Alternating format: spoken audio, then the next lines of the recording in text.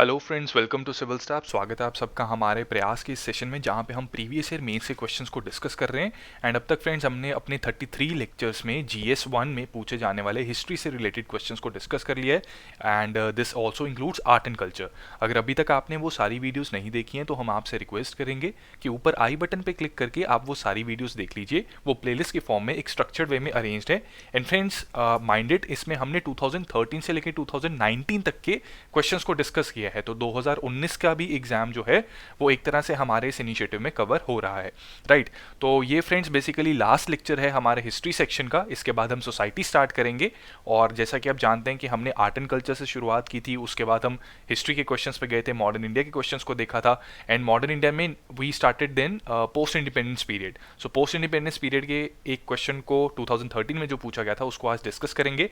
And then will wind up this particular section, right. तो इससे पहले कि हम क्वेश्चन को देखें कि क्या पूछा गया था हमसे, किस तरह से हम उसको अप्रोच कर सकते थे, हमारे आंसर में ऐसे कौन से कीवर्ड्स आने चाहिए थे जिससे हम बेटर स्कोर कर सकते थे, let me tell you guys about our test series which is known as Parishram 2020। So friends, all of you know कि करंट अफेयर्स यूपीएससी की तैयारी में बहुत इंपॉर्टेंट रोल प्ले करते हैं और हम करंट अफेयर्स को किसी भी हालत में इग्नोर नहीं कर सकते। लेकिन क्या करंट अफेयर्स की तैयारी सिर्फ पढ़ने से होती है? नहीं, उसके लिए प्रैक्टिस करना बहुत इंपॉर्टेंट है, राइट। सो इसी ऑब्जेक्टिव को ध्यान में रखते हुए हमने ये टेस्ट सीरीज स्टार्ट की है, जिससे कि आपको एक मौका मिलेगा to practice the current affairs question. ठीक है, सिर्फ पढ़ते रहने से only reading can land you nowhere unless and until you practice the questions. ठीक है, तो इस टेस्ट सीरीज की मदद से आपको 24 फुल लेंथ टेस्ट मिलेंगे, यानी कि 24 टेस्ट मिलेंगे जिसमें 100 क्वेश्चंस होंगे। और ये सारे 100 questions they will belong to the context of current affairs. ठीक है, करंट अफेयर्स के बेसिस पे आपसे पूछे जाएंगे।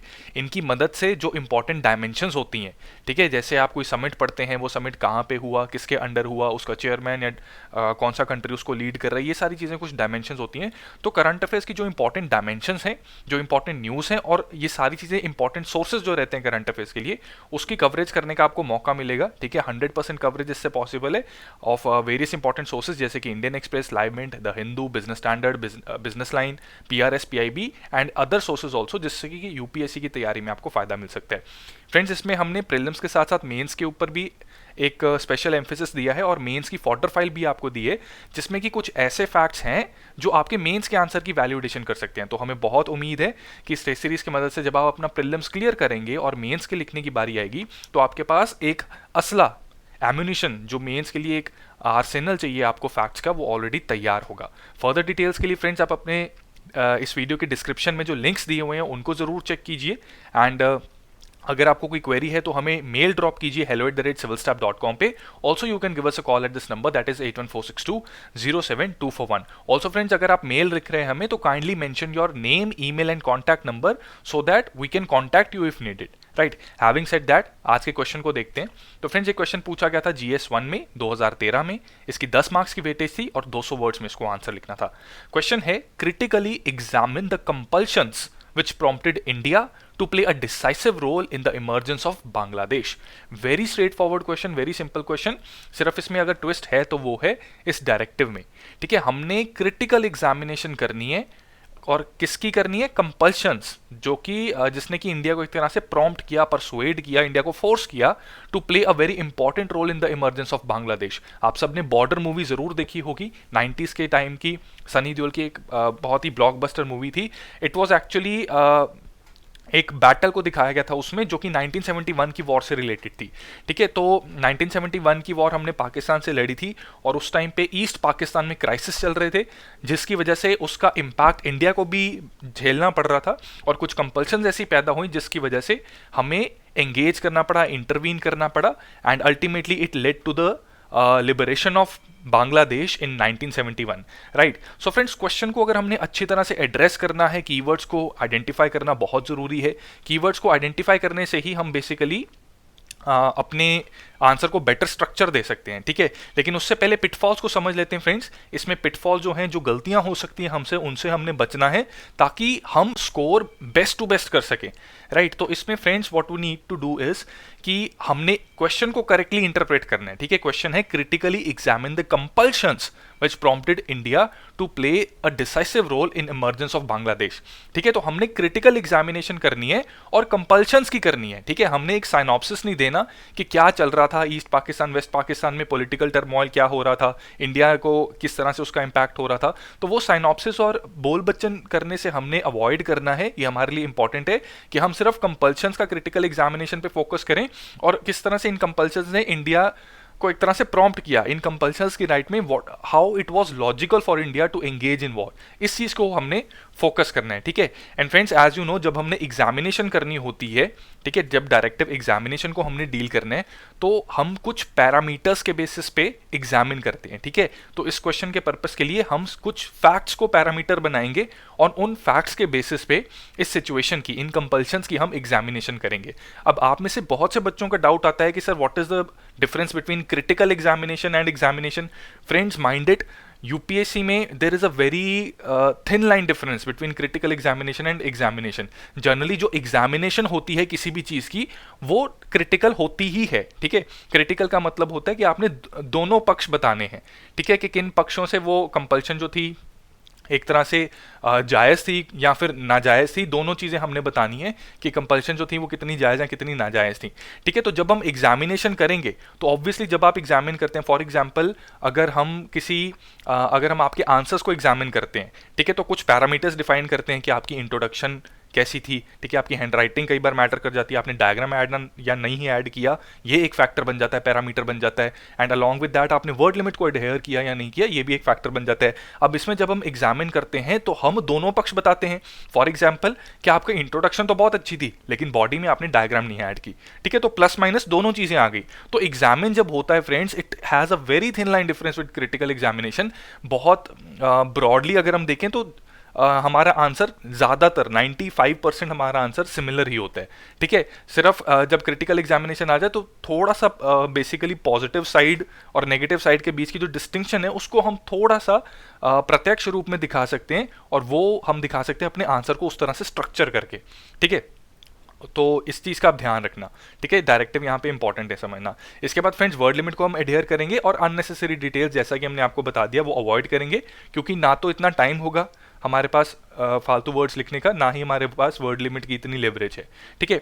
तो अब कीवर्ड्स को फिर से एक बार देख लेते हैं and then will go to how to write the answer, ठीक है। तो कीवर्ड्स हमने ऑलरेडी डिस्कस कर लिए हैं, क्रिटिकली एग्जामिन, कंपल्शंस, और इन कंपल्शंस की वजह से इंडिया ने कैसे डिसाइसिव रोल प्ले किया, ठीक है। तो आंसर हमारा किस तरह से स्ट्रक्चर किया जा सकता है कि हम पहले बैकड्रॉप बता सकते हैं कि बांग्लादेश की वॉर जो हुई, ठीक है, उसका बैकड्रॉप बता सकते हैं कि क्या चल रहा था और किस तरह से इंडिया को ये डिसीजन लेना पड़ा to intervene in the war, ठीक है। और इंडिया का आप डिसाइसिव रोल भी दे सकते हैं, ठीक है। कुछ बैटल्स अगर आपको आती हैं, ठीक है, तो वो बता सकते हैं कि हाँ इंडिया ने इन बैटल्स में एंगेज करके 16 दिसंबर 1971 तक डेक्का को फॉल करवा दिया था, जो वेस्ट पाकिस्तान की वहाँ पे मिलिट्री डोमिनेंस थी उसको एंड कर दिया था, and then it established an independent state of Bangladesh जो कि मार्च में जाके फिर बनी थी, ठीक है। तो ये बता सकते हैं और फिर you can add a connecting line कि ये डिसाइसिव रोल प्ले करने के पीछे कुछ कारण थे, कुछ कंपल्शंस थी, उनका क्रिटिकल एग्जामिनेशन हम कर रहे हैं, ठीक है। या फिर आप बांग्लादेश का बैकड्रॉप दे सकते हैं, ये आपकी चॉइस है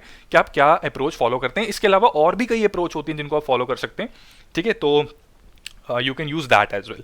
इसके बाद फ्रेंड्स हम क्रिटिकल एग्जामिनेशन जब करेंगे तो हमने कंपल्शंस बतानी है that led to belligerence of India. What is belligerence, ठीक है, हमने ये वर्ड से घबराना नहीं है। बेलिजरेंस मतलब when a country becomes a party to the war, ठीक है। बेलिजरेंट नेशन यानी कि वो उसका वॉर स्टेटस एक्टिव है, ठीक है, that country is in a state of war, ठीक है। What compelled us to enter into a state of war with Pakistan in 1971, इसका हमने क्रिटिकल एनालिसिस करना है। तो हम बताएंगे कुछ एक्सटर्नल सर्कमस्टांसेस या इंटरनल सर्कमस्टांसेस, ठीक है। फॉर एग्जाम्पल एक्सटर्नल सर्कमस्टांसेस में हमारे जो बॉर्डर्स थे पाकिस्तान के साथ, ठीक है, अभी भी आपने ज्योग्राफी में एक प्रीलिम्स का बहुत इंपॉर्टेंट फैक्ट पढ़ा होगा कि बांग्लादेश के साथ, ठीक है, हमारे नेबरिंग कंट्रीज में से हम बांग्लादेश के साथ अपना लार्जेस्ट लैंड बॉर्डर शेयर करते हैं, ठीक है। तो जस्ट इमेजिन कि जब बांग्लादेश नहीं था, वो ईस्ट पाकिस्तान था, तो हमारा कितना सारा border was expose to a hostile entity, a hostile nation, ठीक है। तो वो हमारा एक एक्सटर्नल कंपल्शन थी कि हम एक friendly independent state on our eastern front, इसको एक तरह से निर्माण उसका करवा के हम पाकिस्तान की जो थ्रेट है उसको रिड्यूस कर सकते थे। On the other hand internal circumstances की अगर आपको एग्जांपल दें हम, तो फ्रेंड्स वहाँ पे आपको पता है कि बांग्लादेश से काफ़ी सारे रिफ्यूजीज आने स्टार्ट हो गए थे, तो इंडिया में रिफ्यूजी क्राइसिस शुरू हो गए थे। ऊपर से जब ईस्ट पाकिस्तान में खबरें आती थी कि वहाँ पे माइनॉरिटीज को परसिक्यूट किया जा रहा है और वो हिंदू माइनॉरिटीज थी, तो that could have triggered communal riots in India as well, particularly in Bengal, ठीक है, तो ये भी हमारी कंपल्शन थी कि हम इंटरवीन करते, हम हाथ पे हाथ रख के नहीं बैठ सकते थे, ठीक है, and we were under a threat at this time, ठीक है, तो इसको हमने अपने वर्ड्स में प्रेजेंट करना है, and at the end we will give a conclusion, ठीक है, एंड हमारा आंसर को इससे कंक्लोजर एक अच्छा मिल जाएगा। So let's start. तो फ्रेंड्स, जिससे कि पहले कि हम आंसर को डिस्कस करें, आपको एक जनरल कॉन्टेक्स्ट बता देते हैं कि जिन्होंने अभी पोस्ट इंडिपेंडेंस पीरियड को इतनी अच्छी तरह नहीं पढ़ा, तो उनको सबसे इंपॉर्टेंट चीज़ कि उसको पढ़ लीजिए। अभी आपके पास टाइम है, 31 दिसंबर तक आप दबा के मेंस की तैयारी कीजिए, ठीक है। तो इसमें जो कुछ एक्सक्लूसिव टॉपिक्स होते हैं जैसे कि world history, ethics, post independence period, इनको अच्छे से रिवाइज कर लीजिए ताकि जब आपका प्रीलिम्स क्लियर हो तो इनको स्क्रैच से पढ़ने की जरूरत ना पड़े आपको, ठीक है। आपने ऑलरेडी जब बुक्स को गो थ्रू एक बार कर लिया होगा तो व्हाट विल हैपन इज कि you will have the advantage कि आप सिर्फ रिवाइज करेंगे, आपको पता होगा कि क्या चीज़ इंपॉर्टेंट है क्या चीज़ नहीं, तो टाइम बचेगा आपका, ठीक है। तो एक बैकड्रॉप बता देते हैं। तो फ्रेंड्स, 1970 में इलेक्शंस जब हुए थे तो वहां पे जनरली जो Pakistan combined, east and west Pakistan को अगर कंबाइन करके हम देखें तो वहां पे वेस्टर्न पाकिस्तान की डोमिनेंस रहती थी, ठीक है। तो वहां पे जुल्फिकार अली भुट्टो की उससे पहले सरकार थी, लेकिन 1970 के इलेक्शंस के बाद मुजबिर रहमान, ठीक है, who represented eastern Pakistan, he one by a simple majority, ठीक है। सिंपल मेजॉरिटी से ये प्राइम मिनिस्टर बन सकते थे, तो उस टाइम पे जुल्फिकार अली भुट्टो ने अपनी कुर्सी त्यागने से मना कर दिया, ठीक है। और अय्या खान ने, जो उनके मिलिट्री जनरल थे, उन्होंने ईस्टर्न पाकिस्तान में मिलिट्री भेज दी और वहाँ पे स्टार्ट हो गई ईस्टर्न पाकिस्तान के लोगों के ऊपर एक्सप्लॉयटेशन, उनके ऊपर एट्रोसिटीज़, ठीक है। एक तरह से सिविल वॉर स्टार्ट हो गई जिसका खामियाजा पाकिस्तान को भुगतना पड़ा, और इंडिया ने भी उसमें एक गोल्डन अपॉर्चुनिटी देखी कुछ चीज़ों की, ठीक है। वो क्या थी उसको हम अभी डिस्कस करेंगे, ठीक है।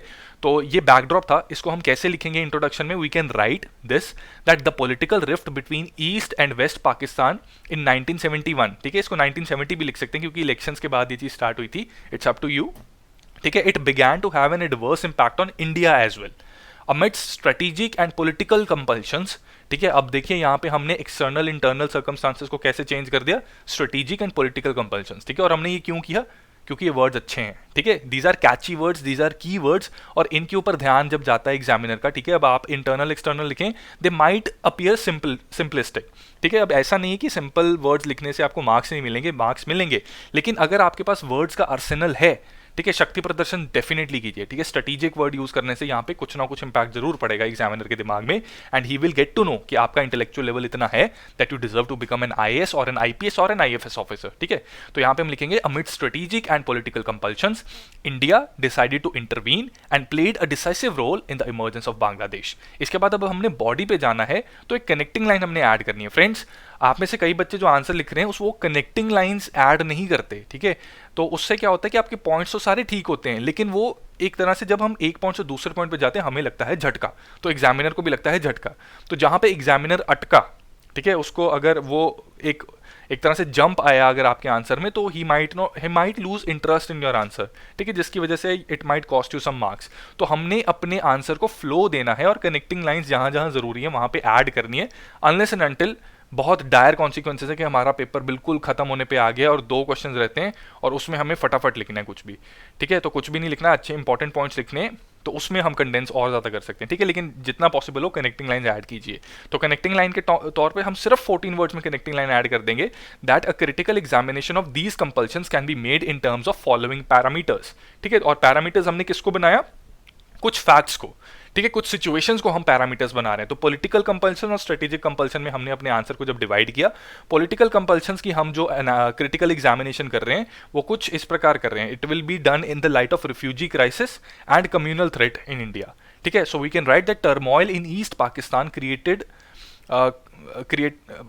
Bye refugee crisis in India, ठीक है। टर्मोइल जो ईस्ट पाकिस्तान का था, turmoil in east Pakistan, it created refugee crisis in India, ठीक है। ये ऑफ काइंडली इसको इग्नोर कीजिए, we will correct this in the PDF when we give it to you for the download, ठीक है। तो turmoil in east Pakistan created refugee crisis in India, several people from east Pakistan fled their country and began to settle down in India, particularly in west Bengal, ठीक है। This pose the challenge, political challenge to Indian government. अब friends यहाँ पे explain करने नहीं बैठ जाना कि वो कैसे पॉलिटिकल चैलेंज था, ठीक है, कि किस तरह से हमारी ऑलरेडी पॉपुलेशन काफ़ी हाई थी, ऊपर से ऐसे रिफ्यूजीज आ जाएं, ठीक है, तो वहाँ पे रिप्रेजेंटेशन के इश्यूज आने स्टार्ट हो जाएंगे, और एक तरह से जो लोकल लोग जो थ्रेटन्ड फील करते हैं ऐसे रिफ्यूजीज की वजह से, वो इशू स्टार्ट हो जाएंगे, तो वो डिटेल्स नहीं लिखनी यहाँ पे, सिर्फ पॉलिटिकल चैलेंज लिख के इसको अंडरलाइन करके, चाहे तो आप इसको इन्वर्टेड कॉमर्स में लिख सकते हैं। इतना करने से एग्जामिनर समझ जाएगा कि आप क्या कहना चाह रहे हैं, और उस he has to give you a benefit of doubt that just because of the word limit you are refraining yourself from explaining too much. ठीक है, तो इस चीज का आप ध्यान रखना।